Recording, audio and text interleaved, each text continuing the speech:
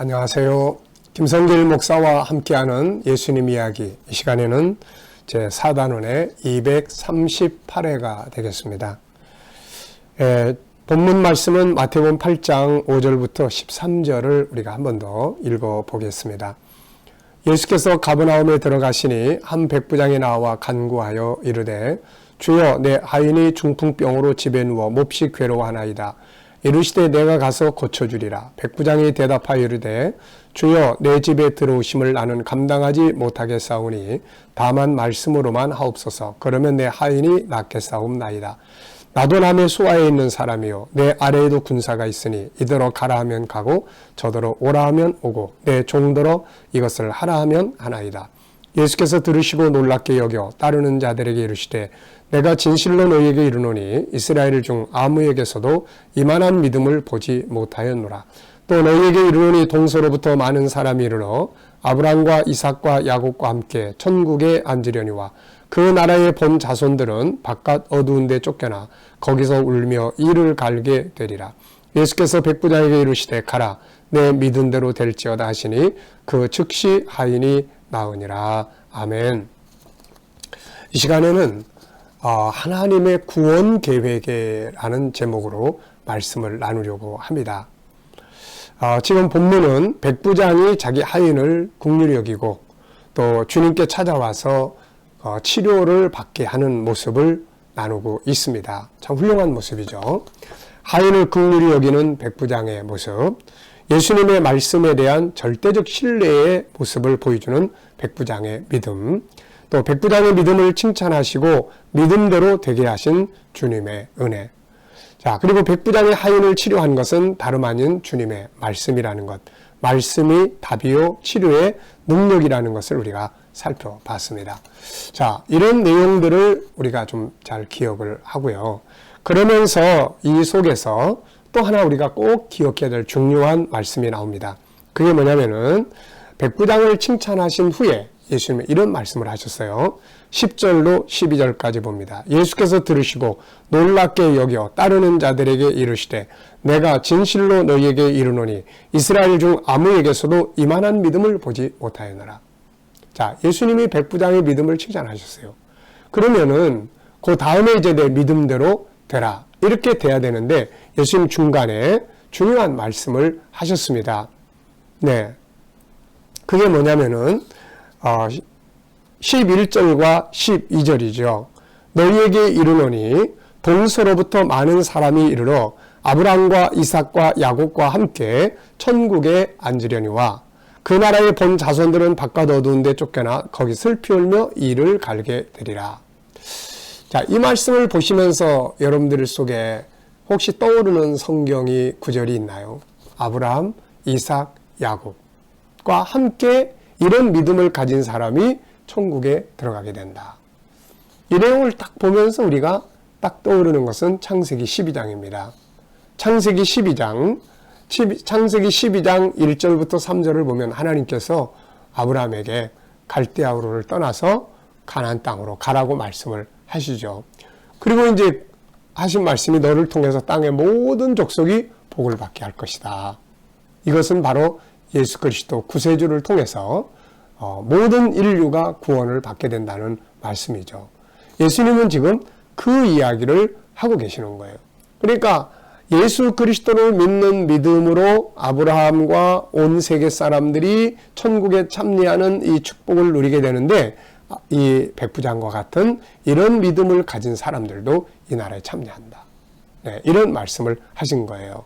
그래서 이것을 우리는 하나님의 구원 계획, 이렇게 이야기를 합니다. 자, 성경 전체로 한번 우리가 확장을 시켜서 성경 전체는 무슨 이야기를 하고 있는지 한번 생각을 해보겠습니다. 성경 전체의 내용은 시작, 진행, 끝 이렇게 돼 있죠. 시작이 있고 진행이 있고 완성이 있어요. 그 시작하고 진행되는 완성되는 것을 우리는 하나님의 계획이라고 이야기를 합니다. 이 하나님의 계획의 내용은 천국운동 혹은 구원 계획이라고 이야기를 해요. 그래서 성경은 예수 그리스도를 중심으로 한 구원 계획을 다루고 있습니다. 그래서 우리가 하나님의 이 구원 계획을 잘 알아야 되는데 이 구원 계획은 세 가지로 구성이 되어 있어요. 그래서 첫째는 구원자의 역사입니다. 구원자의 역사. 구세주가 있어야 구원을 받으니까요. 창세기 3장 15절에서 맨 처음으로 구세주에 대한 계시의 말씀이 주어지죠. 그래서 여자의 후손으로 메시아가 온다. 그가 와서 뱀의 머리를 깨뜨릴 것이다. 이 내용이에요. 이것이 이제 계속해서 전달되기 시작을 하죠. 그래서 구약의 많은 사람들을 통해서 메시아가 온다, 구세주가 온다, 이분이 계속 이제 예언이 되기 시작을 합니다. 그래서 마침내 이제 예수 그리스도의 탄생으로 이게 이제 이루어지게 되죠. 그리고 이제 완성은 계시록 19장 20장에서 예수님이 재림하심으로 이 구원 계획이 완성이 돼요. 그래서 창세기 3장 15절에 처음으로 메시아가 여자의 후손으로 온다. 그 다음에 쭉 계속 알려지다가 하나님이 독생자를 보내셨다. 그 다음에 십자가에 죽으셔서 우리를 구원하실 길을 만드시고 가셨다가 다시 계시록 22장에 3번씩이나 말씀하셨죠. 내가 반드시 속히 올 것이다. 그래서 계시록 19장 20장은 예수님 재림하셔서 적그리스도를 잡아 지옥불에 던져 넣으시고 마귀를 잡아서 지옥불에 던져 넣으심으로 하나님의 구원의 역사가 끝나게 되는 것입니다. 자, 두 번째는 이제 구원의 방법이 또 역사가 이제 진행이 돼요. 구세주는 예수님인데 그렇다면 구원의 방법이 뭐냐? 네, 구원의 방법이 대속의 역사라고 합니다. 대신 죽으셔서 우리를 구원하신다는 말씀이죠. 인간은 스스로 죄에서 자신을 구원할 수가 없습니다. 그래서 대신 죽어줘야 될 대속자가 필요했던 것이죠. 이 대속자의 역사가 처음으로 나타나는 것은 창세기 3장 21절이에요. 아담과 하와가 죄짓고 부끄러워서 나뭇가지로 치마를 만들어 입었는데 이게 금방 시들잖아요. 그래서 하나님께서 짐승을 잡으셔서 가죽옷을 그들에게 입혀줍니다.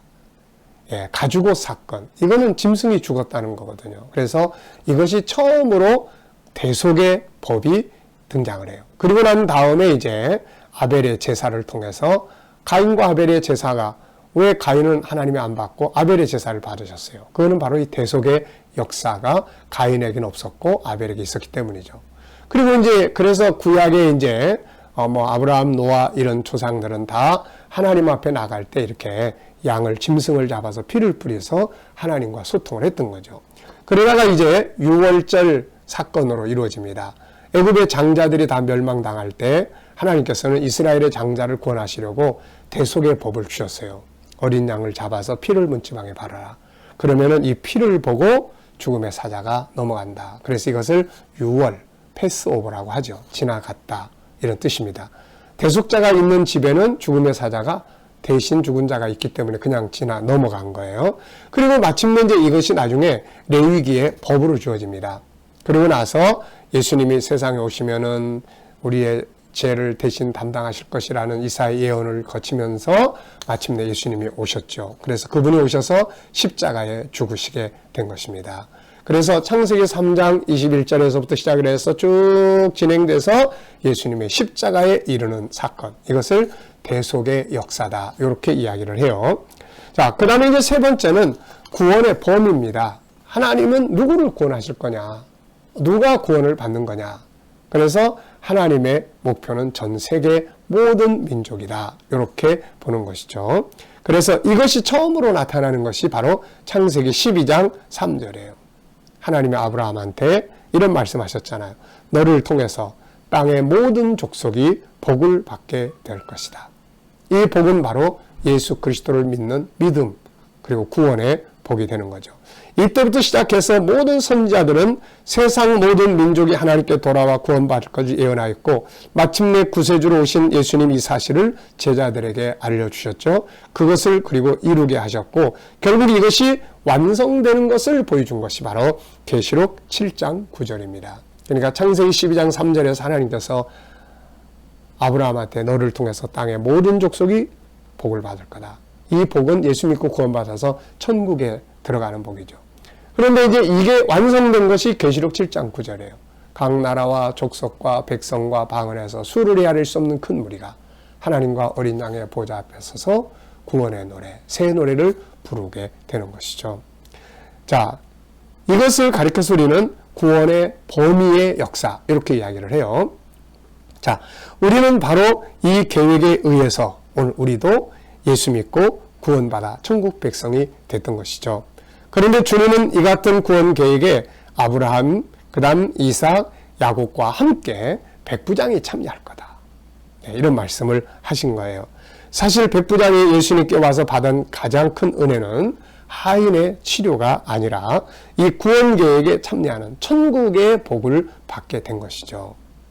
땅의 복을 구하는 백부장에게 하나님 주님은 하늘의 복까지 주셨던 것입니다. 자, 우리는 물론 나중에 하인의 치료도 하인의 병도 치료가 됐죠. 그래서 우리는 하인이 치료되는 것도 큰 기쁨이고 은혜지만 더 중요한 은혜는 천국에 참여하는 은혜에 참여해야 된다는 거죠.